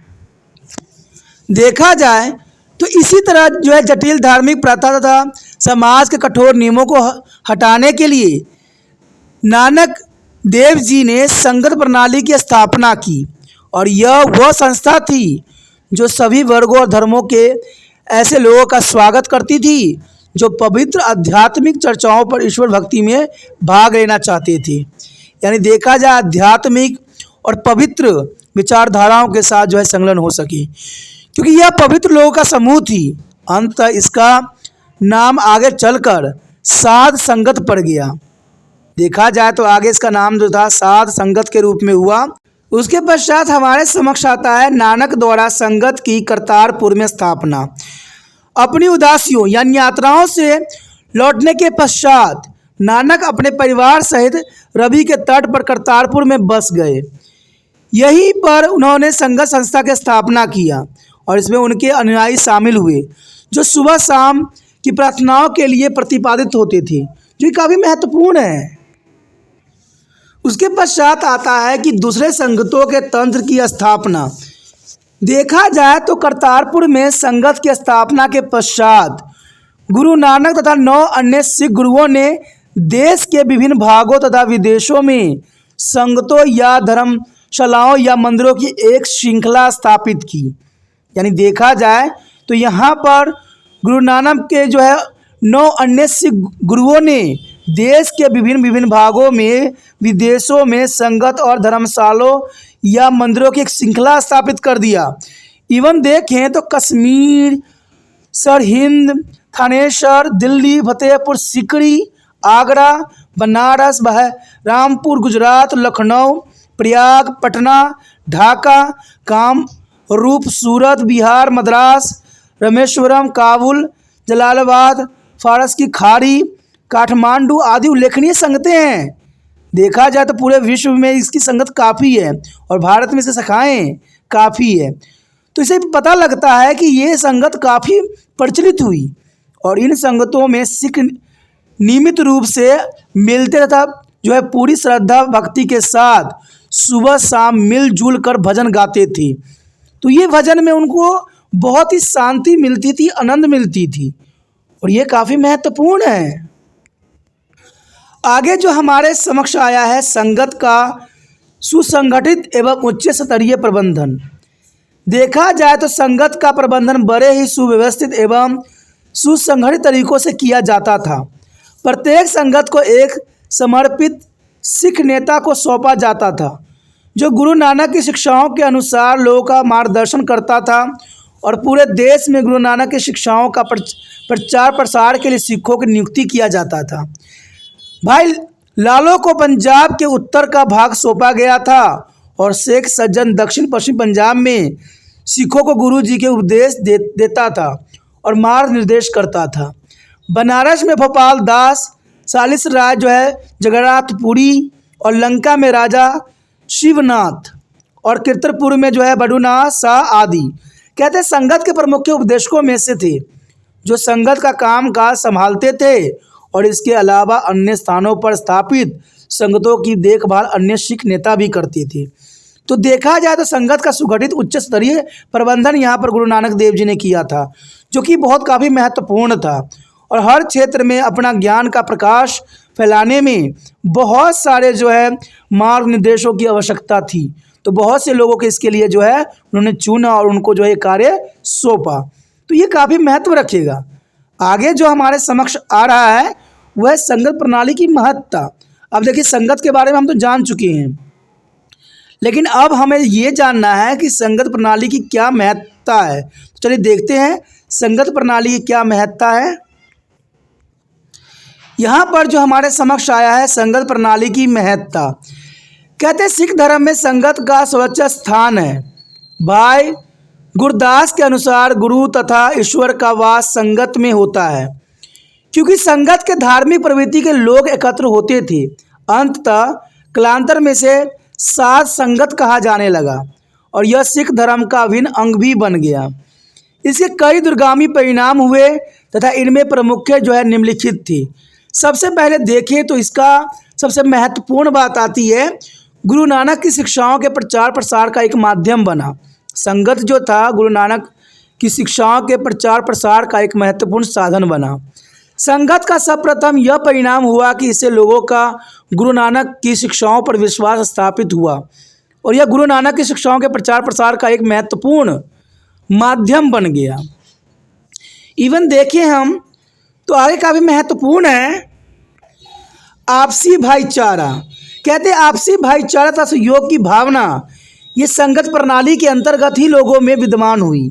संगत का एक अन्य महत्वपूर्ण एवं विशेष प्रभाव यह पड़ा कि इससे सिखों में सहयोग, भाईचारे तथा एकता की भावना का जो है विकास हुआ। इवन देखें तो सिख धर्म की लोकप्रियता में वृद्धि। संगत संस्था ने सिख धर्म की लोकप्रियता को बढ़ाने में अपना बहुत ही महत्वपूर्ण भूमिका अदा की। देखा जाए अगर अगले पॉइंट पे नज़र दौड़ाएं तो कहते हैं जाति प्रथा इससे कमज़ोर करना, क्योंकि संगत का सबसे महत्वपूर्ण उद्देश्य और महत्व ये था कि जाति प्रथा को इन्होंने कमज़ोर कर दिया। संगत संस्था का सबसे उल्लेखनीय प्रभाव यह हुआ कि इससे जाति प्रथा कमज़ोर पड़ने लगी, क्योंकि संगतों में सभी धर्म, जाति, रंग व वर्ग के लोग एक साथ बैठकर ईश्वर की प्रार्थना करते थे और इनमें ऊंच नीच, अमीर गरीब आदि का कोई भेदभाव नहीं होती थी। सभी को बराबर का दर्जा प्राप्त होता था और इससे जाति प्रथा के जरिए बहुत कमज़ोर हो गई, क्योंकि गुरु नानक देव जी का उद्देश्य ही था कि हमारे समाज में जो जाति प्रथा की भेदभाव और रंग फैला हुआ है उसे जो है संगत के अंतर्गत ही समाप्त किया जा सकता है, जो यहाँ पर हुई। और ये जो है जाति प्रथा कमज़ोर करने में संगत प्रणाली ने काफ़ी महत्वपूर्ण योगदान दिया। उसके पश्चात आता है हमारे समक्ष लोगों पर हितकारी तथा अच्छा प्रभाव। लोगों के व्यक्तित्व तथा चरित्र पर बड़ा ही अच्छा प्रभाव पड़ा, क्योंकि संगत एक धार्मिक, आध्यात्मिक तथा संत लोगों का मिलन स्थल थी, जो धार्मिक चर्चाओं में भाग लेते थे, प्रार्थना करते थे तथा अन्य सामाजिक कार्य भी किया करते थे। ऐसी संगतों में अच्छे लोगों के प्रभाव में रहकर समाज के बुरे चरित्र के लोगों की भी सुधारने का अवसर प्राप्त हुआ। यानी देखा जाए तो लोगों पर हितकारी तथा अच्छा प्रभाव, क्योंकि इसमें देखा जाए संगत में धार्मिक, आध्यात्मिक और संत लोगों का मिलन जुलन स्थल था, इसलिए देखा जाए तो इसका प्रभाव हर एक लोगों पर बहुत ही अच्छा पड़ा। उसके पश्चात आता है धर्मशाला तथा बाद में गुरुद्वारों की स्थापना।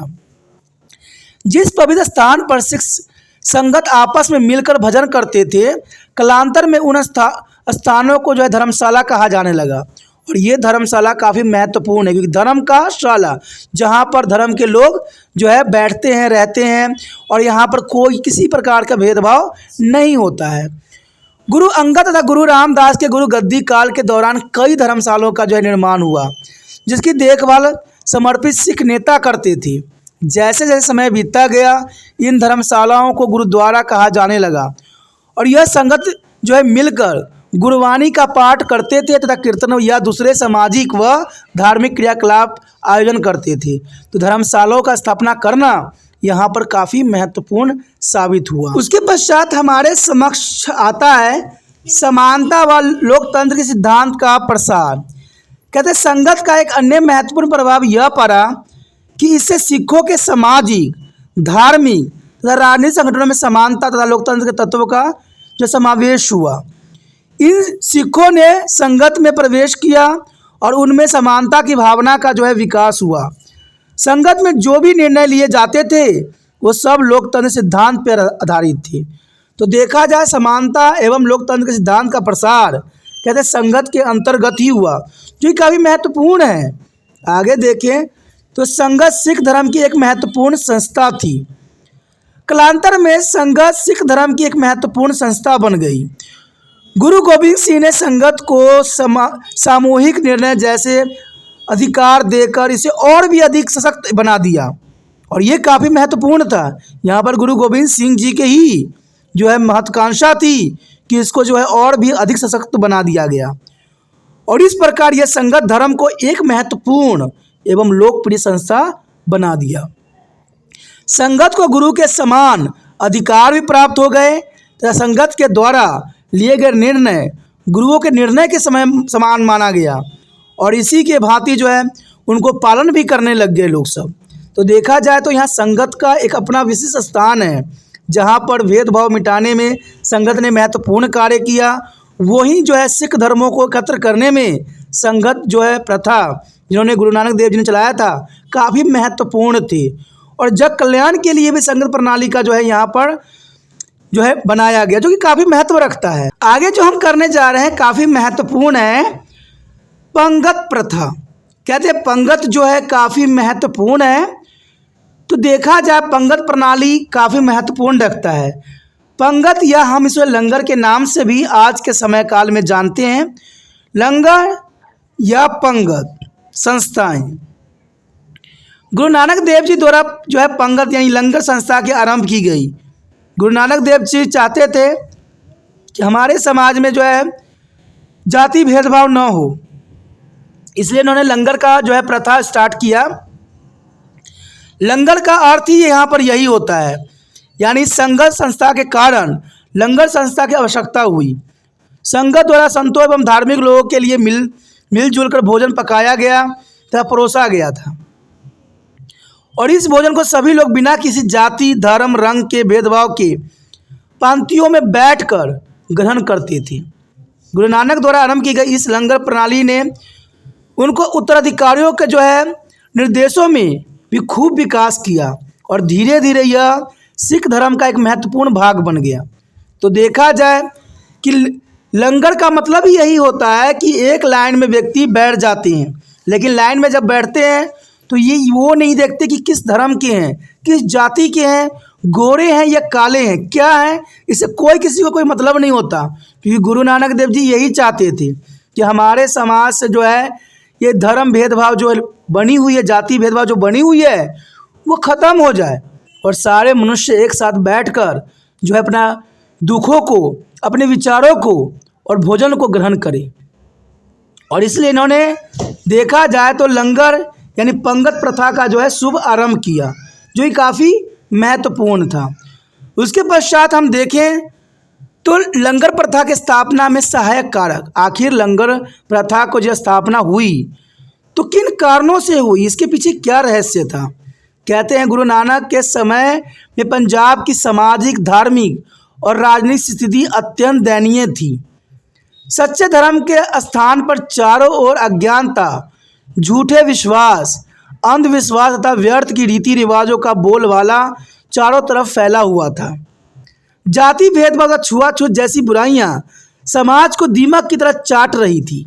क्योंकि देखा जाए आज भी हमारे समाज में जाति भेदभाव और छुआछूत की जो बुराई है आज भी विद्यमान है। कहते हैं ऐसी छुआछूत की भेदभाव नहीं होना चाहिए। ईश्वर के बनाया हुआ प्रत्येक जीव का अपना एक महत्व होता है। लेकिन देखा जाए तो ये गुरु नानक देव जी के समय काल में अधिक थी और आज के समय में भी ये काफ़ी अपनी चरम सीमा पे है।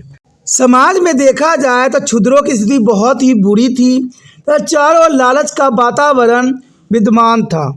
ब्राह्मण तथा उच्च वर्ग के लोग निम्न वर्गों के साथ बुरा व्यवहार करते थे। वह उन्हें अपने साथ बिठाने या बैठने भी नहीं देते थे। यानी देखा जाए तो यहाँ स्थिति बहुत ही विकट थी।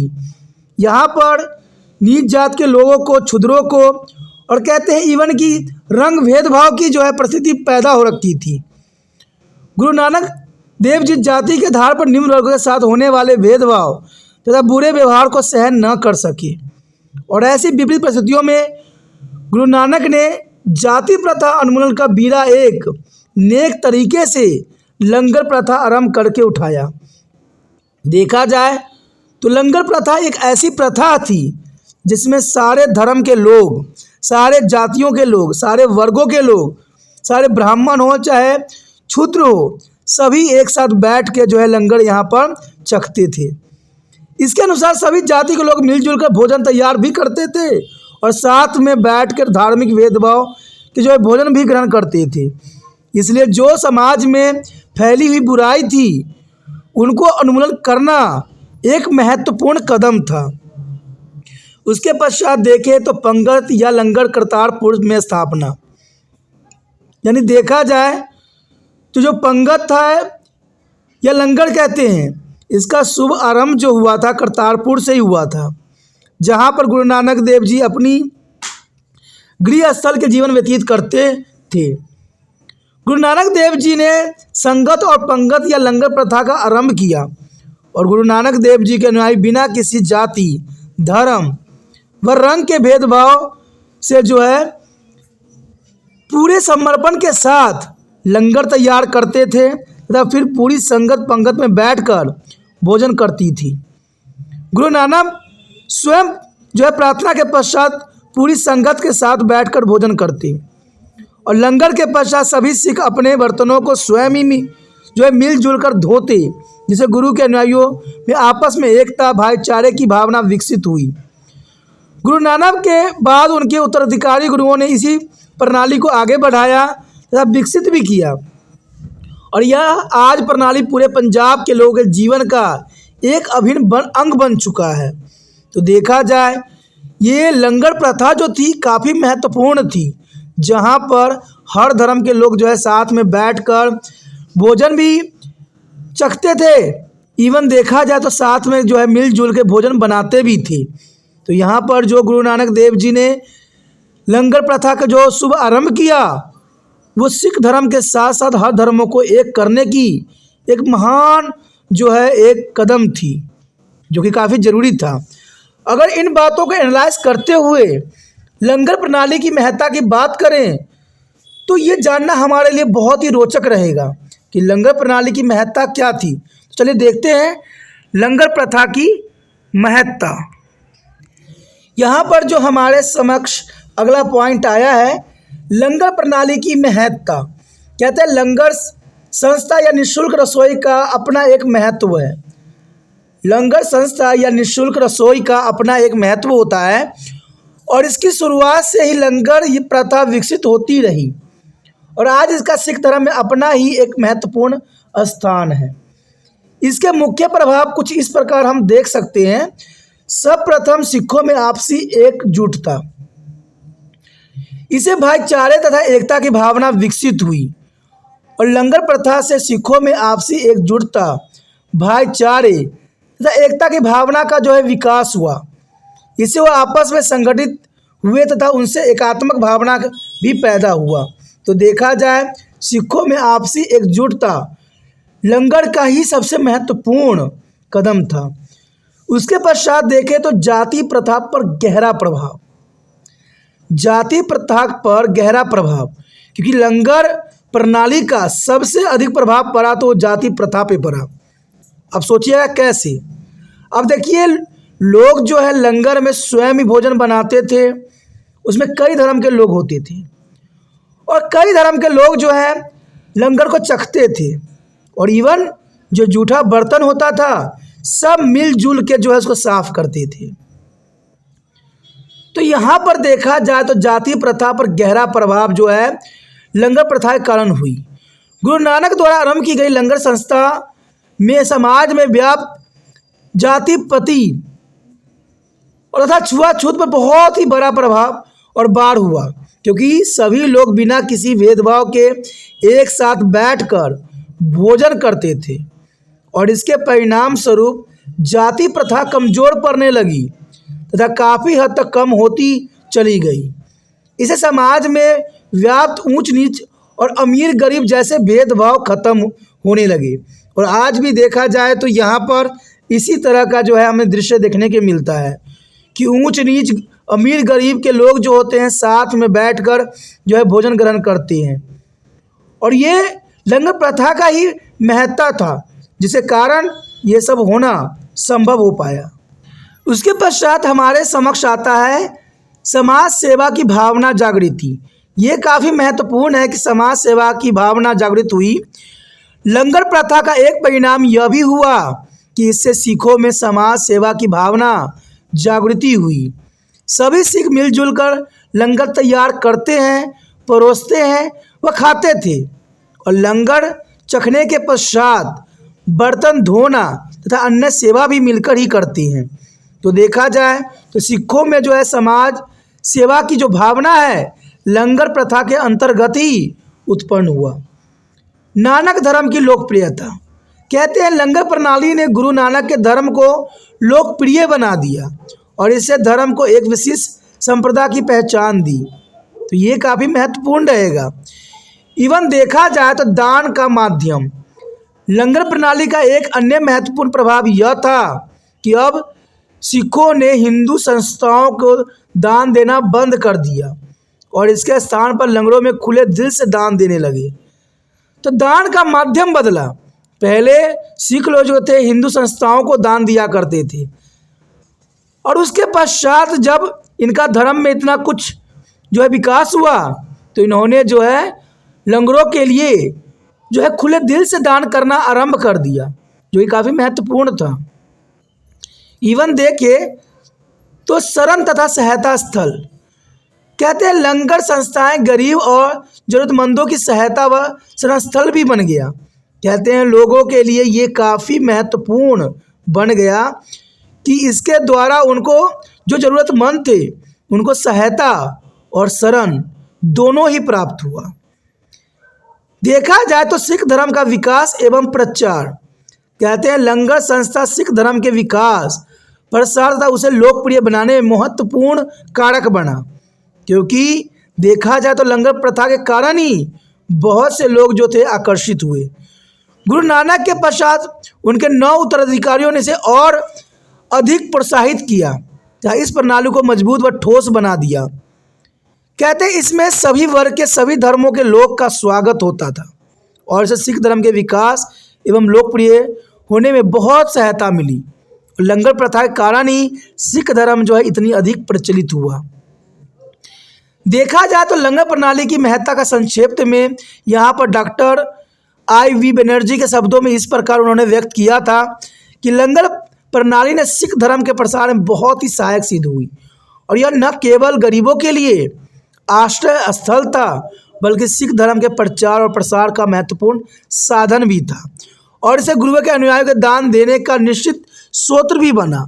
तो देखा जाए तो यहाँ पर काफ़ी महत्वपूर्ण बात है और इसको अगर हम शॉर्ट में इसके महत्ता को समझे तो जनरल सी बात है, इसमें सिखों में आपसी एकजुटता, भाईचारा तथा एकता की भावना का विकास किया। इवन देखा जाए तो इसमें जाति प्रथा को बहुत बड़ा धक्का लगा और इसकी महत्ता की और बात करें तो इससे लोगों में समाज सेवा की भावना की जागृति हुई। इवन देखा जाए तो इससे गुरु नानक का धर्म बहुत लोकप्रिय हुआ। तो ये बहुत संक्षिप्त है इसकी महत्वता, तो ये काफ़ी महत्व रखता है एग्ज़ाम व्यू से। तो आपको हर क्वेश्चन जो है अच्छे समझना है, विचार करना है और उस एग्ज़ाम में करना है। तो इसी के साथ हमारा चैप्टर भी ख़त्म हो जाता है, जो कि काफ़ी महत्वपूर्ण था। अगर आपको समझ में आया, अच्छा लगा, अगर आप चाहते हो कि तिरपान सेंटर आपके लिए और भी महत्वपूर्ण चैनल बन जाए, तो इतना बात ज़रूर ध्यान रखना कि जितना हो सके इस वीडियो को शेयर करना। जब भी वीडियो देखना शेयर ज़रूर करना। शेयर करोगे तभी दूसरे बच्चे का भी केयर होगा। कहते हैं स्वयं ही में कुछ भी नहीं किया जा सकता। जब तक हमारा देश सुचारू रूप से अच्छा नहीं होगा, आपको अच्छा बन जाने से कुछ भी नहीं होना। इसलिए प्रत्येक व्यक्ति जो है सत्य राह पे चले, अच्छा भावना रखे।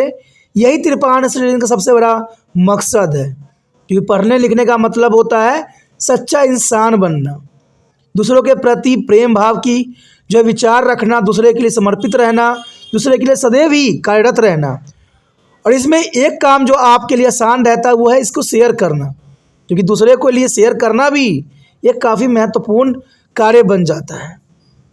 और ना जाने किसी बच्चों को ये वीडियो मिले और समझ में आ जाए तो मेरा विश्वास है कि ज़रूर आपको धन्यवाद करेगा।